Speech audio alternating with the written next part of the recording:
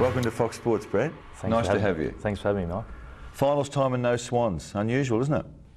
Yeah, it's disappointing. Obviously, that's why you play footy, to be able to work through a pre-season, work through with your mates, and then to get the best out of yourselves and as a team. And unfortunately, we haven't got there this year. Did the time just run out for the footy club as it does on a cycle, or did you lose your way? Obviously, the personnel changes slightly. Whether the guys we had were hungry enough early enough, and we really tried to get that back. And I think it's probably in the second half of the season we saw some really good signs, from our kids, and I think our club's going to be in a good place. You've been the most reliable team in the comp, I'd say, for 6 or 7 years. Is that good luck, good management, or a combination of both? I think it's a combination. I don't think you can put it down to one thing. I think when I think about footy clubs, the greatest thing a footy club has is their people and what they bring in their character. And I think what we're able to instill in our players, and from our coach, from our footy manager, from everyone down, we're on the same page.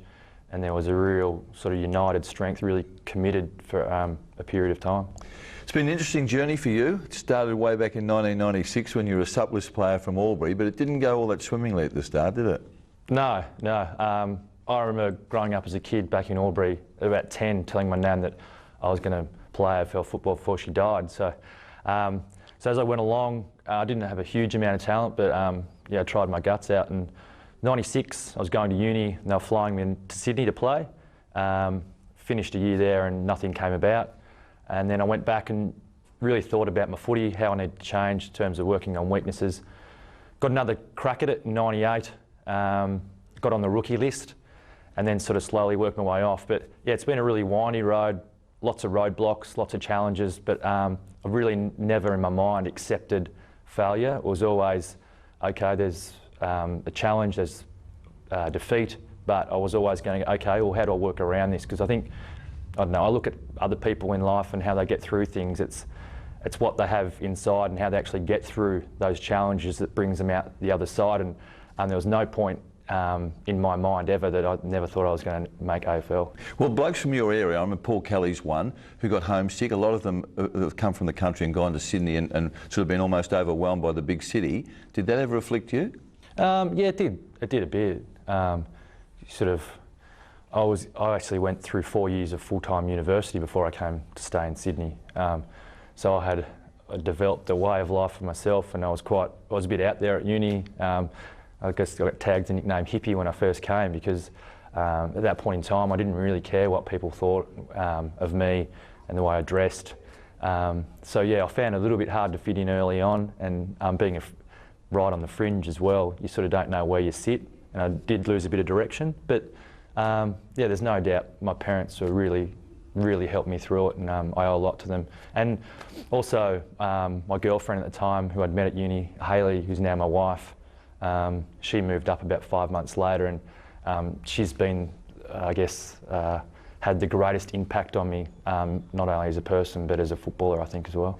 You're not a classical kick, and you're never going to win the Stall gift, and you're not all that tall, and you're not all that, heavy. Not too many things going. No, but your mental strength is obviously fantastic. I mean, you just seem to me to have this belief that you belong, and that you can be an excellent player at the level, and that you've willed your way there. Is that unfair? Not at all. That's exactly where it's at. I've always, in terms of why I look at myself as a footballer, as being the best one-on-one player in the competition. And if I looked at myself against Chris Judd or Nathan Buckley or Rashudo or any of those, Simon Black, the guys that I've played on, and looked at pure talent for talent, and I'd be defeated before I even started. So you have to have a real strength of mind, and that's definitely something that's been inbred in me or instilled in me from my parents, I think. You play on the same sort of bloke a lot of the time because they're the best midfielder in the opposition. Is there one that you really look forward to playing? You know, when the next week you're playing team A, B or C and you're going to come up against a player, is there one that fits that description? Simon Black, I think. I really enjoy the challenge of playing Simon Black. I really admire him as a player. He's a really difficult player because he plays such a high contested brand of footy. He's really no nonsense, he just gets on with the job, and it's a great challenge. I think I've got him a few times, he's probably got me a couple of times, and if I wanted to be a type of player, I would want to be like Simon Black. I think he's just got great qualities as a football player. Can you have a personal relationship with a bloke like that? You know that twice a year you're going to play on this bloke and it's going to be sort of war. Does it prohibit you having a friendship? Yeah, I think so. I played the international rules a couple of times now, and I developed some good friendships over a short period of time, but I found when I came back to the footy club and I needed to have that mongrel about you can't be my friend out there. So it is quite difficult. I think you probably can do it, but yeah, maybe it's something at the end of my footy career I can follow up on a few guys that I really felt struck a chord with me, and I'd really like to catch up with. But there's no doubt if you mentally go in thinking you don't really want to, I don't know, not hurt him, but actually stop him and prohibit him from playing his best footy because you might have some other kind of link, well, I'm not going to get the best out of myself, and that's what I'm trying to do. So when you talk about strength of mind, all the blokes you've mentioned, they've all got it. Lenny Hayes has got it, yet every time you play on Lenny Hayes, I mean, he must dread playing on you because your record on him's so good. What is it about that? Is it when you come up with people who have got like qualities, and some would say got more natural talent, how do you prevail? I think what I was talking a bit about before in terms of that never accepting defeat. I know there's going to be games where a player might get a hold of me for a 5-minute period or a 10-minute period or whatever it is, but I know that the longer the game goes, I'm going to wear you down. And whether it might come down to the last 1 minute of the game, I know that my strength of mind, that I'm going to get there. I'm going to get you in the end. I can believe that. Was that born in you, or is that something? I mean, your faith, you're a Buddhist. Does that come from? Is it natural from birth, or do you think this is something that your faith's helped you with? I think my parents, they've instilled all the core values in me and what I stand for. Obviously, I learn and grow along the way and develop my own way. But in terms of mum and dad, like my dad, at the age of 4, lost his hand in a farming accident. And really growing up, he was my hero and still is my hero. I used to love watching him go and play footy, and I just looked at the way, how resilient he is, and his work ethic and how hard. And I guess probably the greatest quality that my dad has, and that's something that's been inbred in me, is that persistence, is that never give up attitude. And along with him and my mum's sort of given me the hard as nails approach, I guess. She was the one that was on the phone when I was in Sydney thinking, oh, can I do it, can't I do it? She was the one that, you show those bastards. When my dad would get on the phone and he'd choke up, and because he's quite an emotional character, yeah, he would struggle to find the words, where mum was, here's my shoulder to cry on, but you bloody show him. Did you grow up in a religious household? No, no, not at all. Mum and dad, I think they sent me to, my brother and I, to Sunday school a couple of times, but religion was never really something that featured very heavily in our lives. It probably wasn't until I lost one of my great mates from back home, back in the end of 2002. He was a guy who, I was about 17, 18, starting senior footy in the Ovens and Murray, and he had just come to our club as a 32-year-old at the end of his career, and he took me under his wing, and he was like a mentor, a teacher, a friend, brother, father, whatever it was. He really gave something to me then, and we became great mates. And he died at the end of 2002, and it's when I really started to look for meaning in life, in why am I here? Why do people, like good people, die? And death was not something we spoke about in our family. It was quite taboo, so I really struggled with it. So I started to read more about different things, and it was like Buddhism sort of found me. It was it's sort of a way of life. It was like it's a path of transformation from the inside out. I know you met the Dalai Lama. Must have been a huge moment in your life. Tell us about what happened then. Yeah, the Dalai Lama came out to Australia, and just out of the blue, someone rang me and said, would you like to sort of MC the event and come out and stage with the Dalai Lama? And I was sort of like, why me? And I said, oh, for sure, I'd love to. So yeah, I think it was during December, a few years ago, I went to the Domain. We went out and I was able to sort of converse a little bit with the Dalai Lama, and then to actually introduce him up on stage I presented him with a Swans Guernsey, which he had over his shoulder, draped over his shoulder for his whole hour speech, and I was lucky enough that he wanted me to stay with him up on stage. And I was just, he had radiated such a warmth and an energy that it looked like he was glowing, and I actually felt like I was glowing up on stage with him. And something that really stands out to me from that day was at the end of his speech, they asked me whether I'd ask any questions to him, and I asked him, what's the greatest thing I can give my children? And he sort of leant across and grabbed my hand and said, the greatest thing you can give your children is affection, and talked about his childhood and getting taken away from his mother. And yeah, it was just a wonderful day. This really stands out for me. The meditation, I mean, is it a daily routine, or how often do you do it, and what do you get out of it? I have a morning ritual that I go through. It's a routine that I think it's really important that people have routines in their life, and I get up early in the morning, go down to my local baths, do some yoga, some meditation, some Buddhist chants, affirmations about the type of person I want to be, the footballer, the father, the husband, what I'm grateful for in life, how I want to live it, and then jump in the ocean. And it's something, yeah, it's how I start every day, and I feel it not only sort of gets me ready for the day, but I really want to get the best out of myself in everything I do, and yeah, I find it really helps. Tell me about your dad. I mean, he's obviously a key figure in your life and an inspiration to you. Tell us about your dad as a footballer.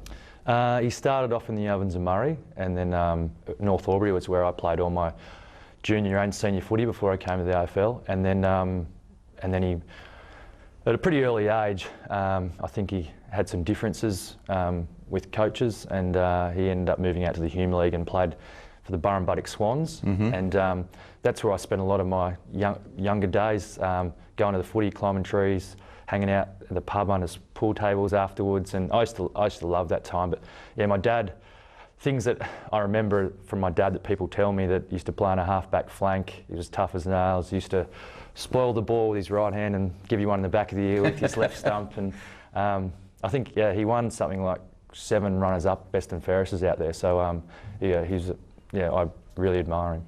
After the break, Kirky talks about his relationship with big, bad, bustling Barry Hall.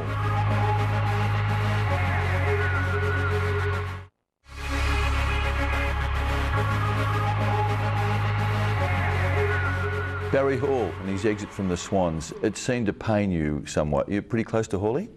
Yeah, I am. It was probably, in terms of my footy life, it's been the toughest thing I've ever had to deal with.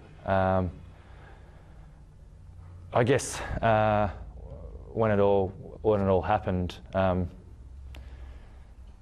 guess I had to give Barry some tough love. I guess, like, whilst I wanted to give him a cuddle and say, mate, everything's going to be all right, we really needed to get him to stand up and take responsibility. And I think the courage he was able to show to be able to do that, to stand up and say, yeah, I've done the wrong thing, I need to do something about it, is going to hold him in good stead for the rest of his life. And there's no doubt, seeing him afterwards, that he has got some real inner peace about him, which is good. But it did really, I didn't think it was going to affect me as much as it probably did. I think it really did hurt me emotionally and mentally. And to see him, we were playing Essendon, and he went around the ground at half time, and he was really visibly upset, and yeah, it crushed me a bit, yeah.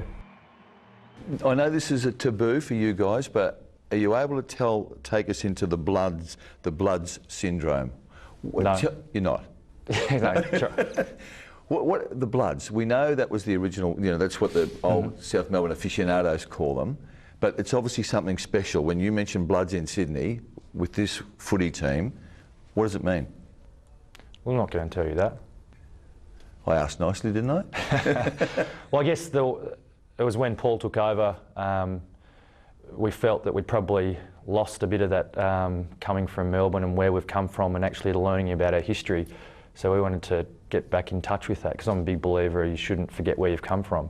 So yeah, we wanted to do that. We went back into history, looked at where we come from, the struggles that the club had been through in terms of South Melbourne, the players that went before us, and we wanted to really get in tune with what's gone on, because we wanted to teach our new players coming into the system that it's not all rosy. We haven't always got these facilities. There's people that have gone through this that really struggled to get where we are, and yeah, it's something that we really held dear. And there's some traits that I guess the Bloods of old had that we wanted to instill in our players, and we went about having certain types of behaviours. You want to be seen, and it was sort of about standing for something. And I think the greatest thing for me was the Hall of Fame for the Swans, when you hear Peter Bedford and Bobby Skilton get up on stage and say how proud they are of their footy club, and how much respect we have now, and to really pay homage to the players that have sort of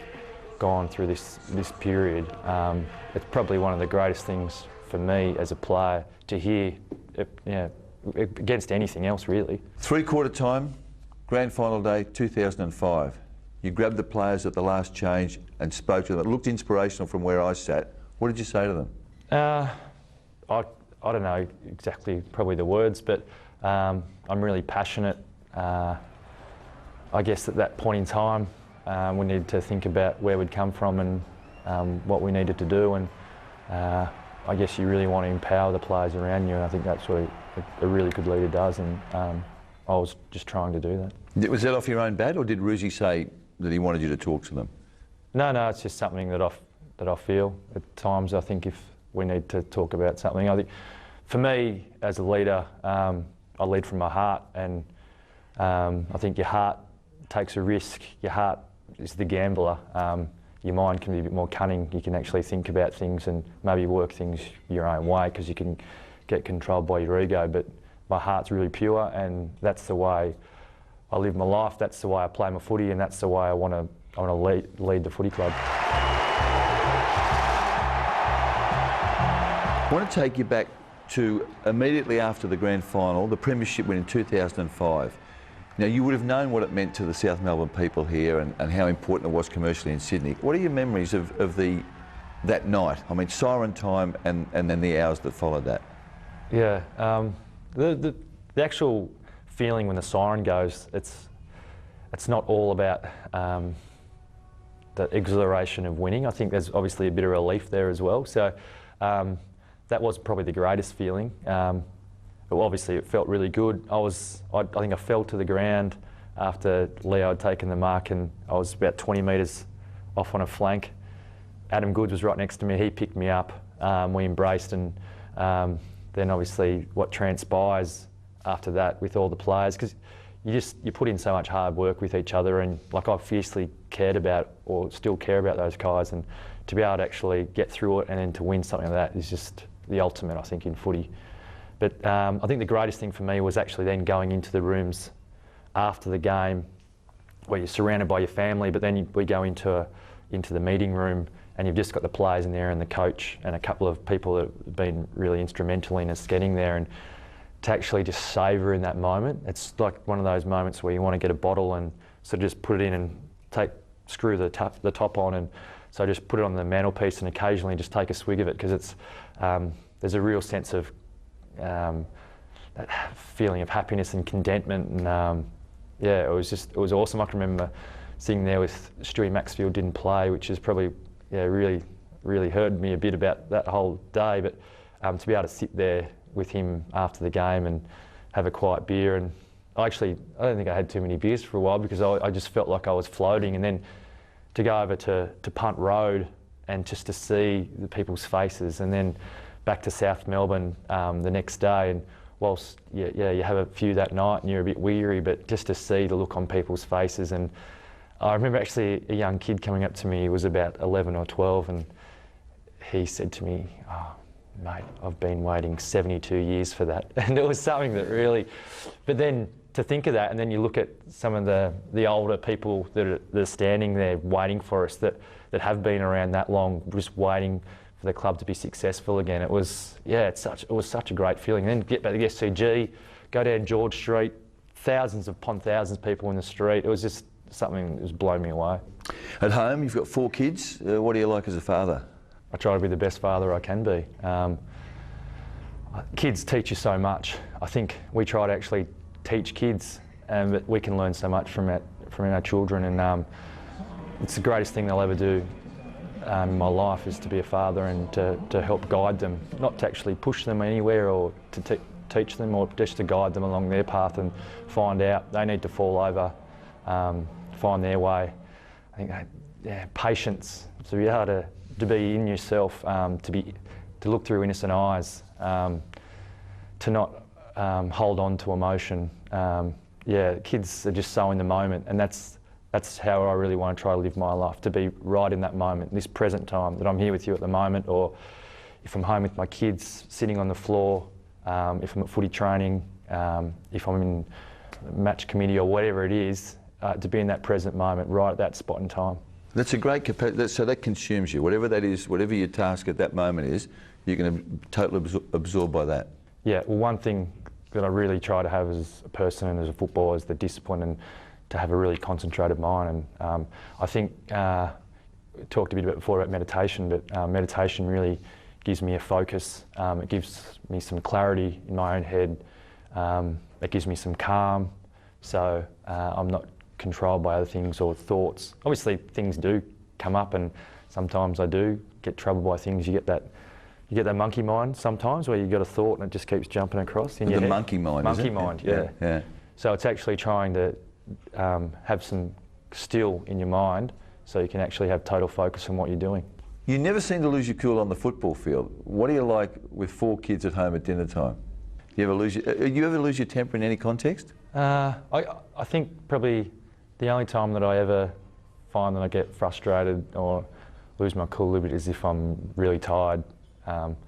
If we have a Saturday night game, and generally I don't get to sleep till 3 or 4 in the morning, and then my kids are in bed with me at sort of 7 o'clock, and I just love the day after a game to lay in bed, and all my 4 kids, my wife, we're all in the big bed and we're all laying together laughing, and even though I've only had 2.5 hours sleep, that doesn't bother me. It's probably just at the end of the day, if they're testing you a bit, I can get a bit, lose my cool, but I think that's not a bad thing. I think you just got to look back on it and go, okay, why did I do that? How can I do things a bit differently next time? Brett, Mickey O's contribution to the Sydney Football Club, tell us about it. Oh, he'll go down as one of the greatest players ever played at our footy club. But the thing for me is, not only is he a great player, he'll be one of the greatest people that I'll ever meet in my life. He'll be one of my most loyal friends. I know if I'm ever down on my luck or struggling, that Mickle would always be there to help pick you up. He just has an aura about him that people feed off. He's always smiling. As a player, he's able to do absolutely everything. He can turn the game in his own boot.